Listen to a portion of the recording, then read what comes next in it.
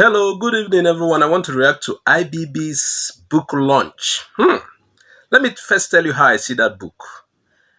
It's like, for me, somebody who wants to make amends before he goes. I'm not trying to say he's going to die sooner. No. But just like in the Bible, a particular king or so, was it Hezekiah or so, was told by God to, make his way straight, that sooner he will live. Babangida is in what we call old age right now, and he's trying to make amends before he goes. And he wants to tell a lot of truths. And that doesn't make him a good man. No. He wants to tell things as it is. He's afraid. Not really afraid. You know that when you live here, now here, human being power end. Our own power end here. When you get to the other side, you will understand that both that military strength, everything you had, the connections, they don't vanish. Now so it be. So, Babangida, they mend your ways, because normally, if on a normal circumstance, people will die at old age unless there is accident. But he is almost 80 or more than 80. So he's preparing to, whenever God calls him. So he has to he took his time on this book to make amends. Say the truth of how things are. He talked about June 12th. So many things, including the 1966 coup, which is what I want to talk about now. We'll be taking this little by little, but today I will focus on the 1966 coup. And that takes us to Reno Omokri, who is now doing what we call damage control. You see, no just open mouth, they talk blah, blah, blah, blah, blah, blah, blah. Say what you know. Reno Omokri recently has been trying to make the Igbo people look evil, this and that, trying to blame everything on the Igbo people. But thank God for IBB's book. Now you can know that that coup wasn't an Igbo coup. Even IBB said it. Even though the outcome went somehow. If you listen to this guy in his book during Oputa panel, Bembulie, he said the outcome went somehow, that it wasn't their plan. They had an initial plan. So it wasn't an Igbo coup. But the outcome, okay, more people were killed, only one Igbo officer died, and a lot of people started saying, oh, it's an Igbo coup. They said it was BBC that announced it first, and before you know.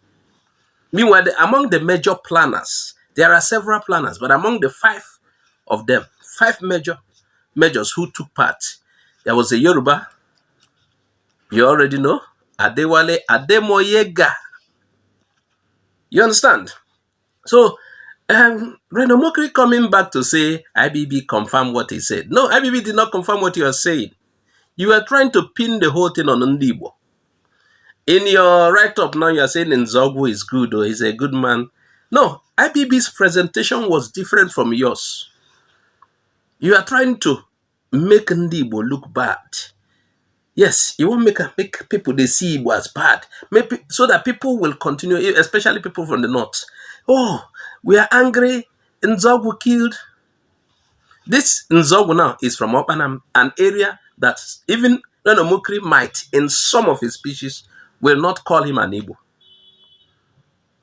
And I had people like Wounded Civilian and others, they are trying to exonerate Nzogwu. Meanwhile, we Igbos believe Igbo Delta, Igbo Port Harcourt, Igbo Benue, Igbo Cross River, we see all of them as Igbo. But they are trying to, okay, it is not Nzogwu, Midwest Igbo, according to them. And some part of those people of that area where you have Nzogwu, some of them claim they are from Bini ancestors. Some, only few. Now, they are trying to pile the whole blame on Ifajuna. You understand the plan? They are trying to pile the whole blame on Ifajuna. Ifajuna is an Awolowo boy, in case you don't know. Go and read books by M.T. Mbu and the rest of them. Ifajina was an Awolowo boy. Ifajina studied at University of Ife. Ile-Ife, I think so. Ifajina is sympathetic to Awolowo's cause. Matthew Mbu wrote it in his book. He also shed so many lights on this. Now, we consider all of them Opanam. Even during the Biafran War, you heard about Air Raid, Achozia, and the rest of them. They are from what you call Midwest Igbo. So we identify with all of these people. But for those who are trying to, okay, you exonerate Nzogu, but you want to tie it on Ifajuna. Is Ifajuna different from Nzogu? They are what we call Anioma Igbo, in case you don't know. For you people that are trying to plant division or trying to accuse specifically the Igbos of Southeast. Nzogu. Nzogu sees himself not different from Ifajuna as Anioma Igbos. That is why you have Onisha. Onisha in Anambra they are the same people, we are all the same. Onisha is like Onisha Olona, Onisha Ugbo, in where you call, in their divide and rule map, they call Midwestern Igbos or Bendel Igbo of the old. Onisha sees himself too as, same with you. From Onisha, you get Onisha Olona. They are the same. Forget the spelling. The spelling is an Anglicized spelling. And you also have Onisha in different parts of Igbo land. So I'm not trying to say they are different from us. No. But for you to come and, okay, Nzogu, trying to exonerate Nzogu, now we had Reno saying Nzogu is just, just like IBB said. Reno is trying to copy IBB. This wasn't Reno's initial remark. Initially, he wants to paint Nzogu to look evil.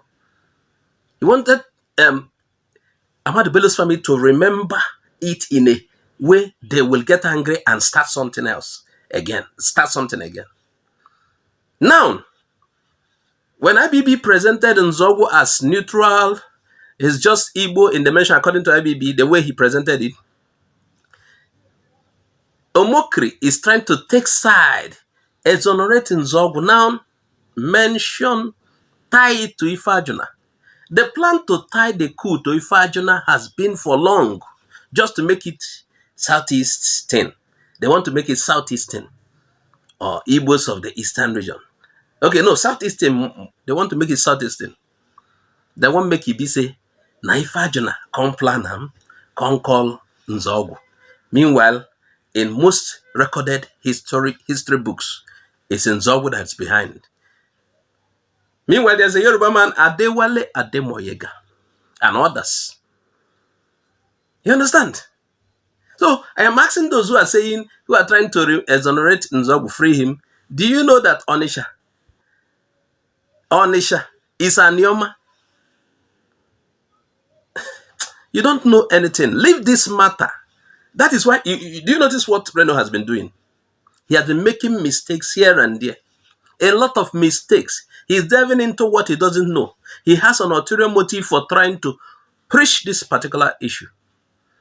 We begin to look at materials on this. Thank God for IBB's decision to publish his book this season. Thank God for that. So let's talk about some other things. I think we will not touch on much today. We will come back another day because I also read history. So like I said, Reno Omokri is on damage control. Beware of what you carry in your head. Can you carry it? Now, while reading Reno Omokri's comment, I noticed something. They are trying to say the Igbo planners, the Igbo people involved in the coup, told their elders, their elderly statesmen and Igbo politicians to leave while they kill other people. Because Reno Omokri has swerved again. He is now focused on the aftermath, the outcome.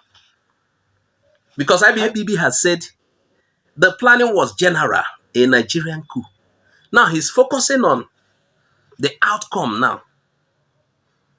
that it was other officers that were killed, that Igbo officers were not killed. So Reno is trying to focus on the outcome. And in the comments on its post, somebody was saying, then tell their people, make them run away, while then kill others. Go and read Matthew Mbu's book and several others. Many of these politicians in Nigeria, as at that point in time, were aware of the coup. They were aware. Now, you wonder why Akintola started training for firearms, how to shoot firearms. Is he learning how to he will shoot birds and rabbits? No. As at that point in time, the situation is tensed. Everybody is like, oh, we have to. Remember, this coup actually started from Yoruba land. What brought about the coup? The Operation Waitie. There was a fight between Awolowo gang and Akintola gang. And the federal government supported Akintola gang, Abubakar and Co. And Awolowo was, at the end of the day, charged for terrorism and imprisoned. So, as at the time of this coup, Awolowo was in prison. Like I told you, there were 5 majors, men majors. There are others who took part in the coup. They were planning to release Awolowo and make him president. You have had that severally, and that is the intention. That was the plan. They said Awolowo was unfairly treated. Awolowo was the best man to them. That was the plan of the coup, even though it went somehow at the end of the day, which is now what people like Reno Omokri, who is not sincere to himself, is focused on. Now look at the other thing. They said Igbos informed their politicians while others didn't. Now, back to Akintola was training for firearms. Who was training him? Lajema. Now, you wonder why Lajema was killed in the coup. At least you're getting the clear picture of everything. Why was Lajema among those killed? Why was Akintola training for firearms? Go and read books. History day here with the reader. Many of the people killed had something to do with what was wrong in the country at that point in time. And they were also planned to kill not even the Igbo politicians of that day. So Zik heard about this plan. Zik ran away. Ahmadu Bello in Matthew Mbu's book, Ahmadu Bello planned to run to Ghana. I don't know what made him change his mind. He remained. You understand? Akintola remained too, but trained for firearms, getting ready for whatever will happen. And that is why they killed him, and they killed the person who was training him. Zik ran away, saying, oh, he is sick. Then they said Obara was receiving foreign visitors, white people who are not from Nigeria. That is the claim.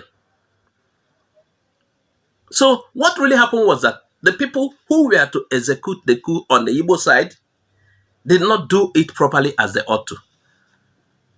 So at the end of the day, the outcome was as if other Nigerians were killed and no Igbo was killed. Only one Igbo officer, the one who was in charge of weapon storage. So you understand what happened.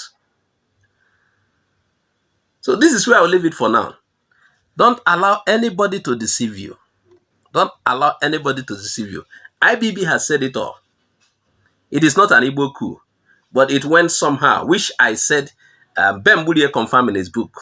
And even during the Oputa panel interview, during the Oputa panel resolution, the plan to organized by Obasanjo, he said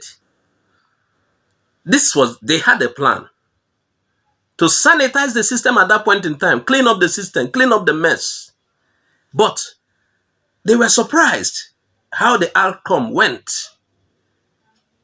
And for those who are saying, I don't know when Igbo people gathered, did a meeting and told their officers in the army to kill. No. It was an entirely military exercise that shouldn't have ethnic coloration. But at the end of the day, it came out that, okay, officers from these areas were not killed. So I will leave it here for now. Share this video widely when you see it.